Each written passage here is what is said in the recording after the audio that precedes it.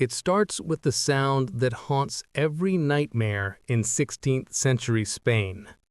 A heavy, iron-fisted pounding on the door. Midnight, Madrid, 1596. Inside, the candlelight flickers as the house holds its breath. 17-year-old Isabel de Carvajal does not run. She does not weep. While her parents tremble, paralyzed by the terror of what stands outside, Isabel calmly marks the page of her book, closes it, and blows out the candle. She knows who has come, the familiars of the Holy Office, the Inquisition. They drag her into a black carriage, taking her to the secret prisons where sunlight and hope go to die. The inquisitors waiting in the shadows expect a frightened girl. They expect tears, panic, and a quick confession. They are wrong. They haven't arrested a victim. They have arrested a prodigy who has secretly memorized their own laws in Latin. Tonight, the hunter has unknowingly trapped itself. Because Isabel isn't planning to survive the trial, she is planning to win it. Her world. To understand how a teenager defeats a global empire, we must first understand the cage she was born into. Spain, in the late 16th century, is the superpower of the world. It is a land of gold, art, and absolute faith. But underneath the velvet and the armor, it is a society gripped by paranoia. There is an obsession here called limpieza de sangre, the purity of blood. If you had Jewish or Muslim ancestries, you were marked. You were suspect. You were a converso. Isabel de Carvajal was born into this shadow. Her family was wealthy, respected, but they carried the stain of Jewish heritage. In the eyes of the state, they were always one mistake away from the fire. Most women in this world were raised to be silent, invisible. But Isabel was different. Her father, a merchant with a dangerous love for knowledge, allowed her access to his library.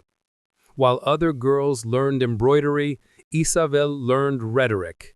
While they learned obedience, she learned the law. She read the very texts that governed the Inquisition, the Directorium Inquisitorum. She memorized the procedures, the definitions of heresy, the rules of evidence. She didn't know it yet, but she was arming herself for war. The force against her. When the cell door slammed shut, Isabel found herself in las cárceles secretas, the secret prisons. The system was designed to break the human mind before the trial even began. Prisoners were kept in total isolation. No sunlight, no time. You were never told who accused you or exactly what you were accused of. The goal was to make you imagine your crimes until you confessed to everything. Sitting across from her was the Inquisitor. Let us call him Guerrero, a man of theology and stone. To him, Isabel was not a person, she was a vessel of sin, a Judaizer. The accusation was standard, that she had been seen lighting candles on Friday nights, or refusing pork, signs of secret Jewish practices. In 99% of cases, this ends one of two ways. You confess and lose your property, or you deny it and lose your life to the flames. Guerrero looked at the 17-year-old girl shivering in the damp straw and saw an easy victory. He opened his ledger.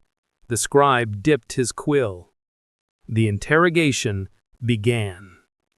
The duel. For weeks they pressured her. Confess the truth, child, and the Holy Office will be merciful. This is where the trap snaps shut. If you deny the accusation, you are a heretic. If you confess, you are guilty. But Isabel did neither. She waited. She answered with perfect, pious humility. But in her answers, she began to weave a web. When Guerrero quoted scripture to trap her, she finished the verse for him in Latin. The scribe's quill paused. Women were not supposed to know Latin. Then she shifted the battlefield. When they pressed her about her family's habits, she didn't defend her family. She attacked the process. She cited canon law regarding the reliability of witnesses. She asked, calmly, if her accusers were known to hold grudges. Guerrero dismissed her. The names of accusers are sealed by the Holy Office. She knew this. She was counting on it. She was leading him exactly where she needed him to go. She wasn't fighting the theology. She was fighting the bureaucracy. The downfall and the loophole. Months passed. The cell grew colder.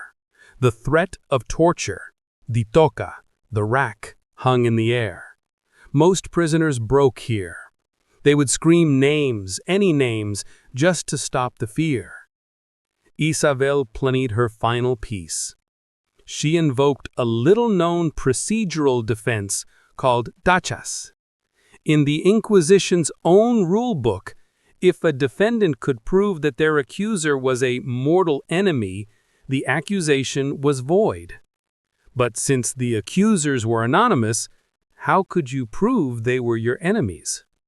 It was a paradox designed to be impossible to solve. But Isabel had a memory like a steel trap. She stood before the tribunal, thin, pale, and exhausted, and she began to dictate a list. She didn't guess. She systematically listed every business rival of her father, every neighbor who had ever looked at them with envy, every servant who had been dismissed for theft. She gave dates, she gave locations, she gave motives. If the testimony comes from Juan de Silva, it is void, for he owes my father 500 ducats and seeks our ruin to erase his debt. She listed dozens of names. She turned the anonymity of the system against itself.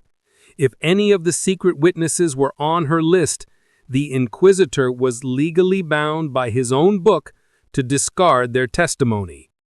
She forced Guerrero to choose, break his own law to kill her, or follow the law and let her go. The scribe's quill stopped scratching.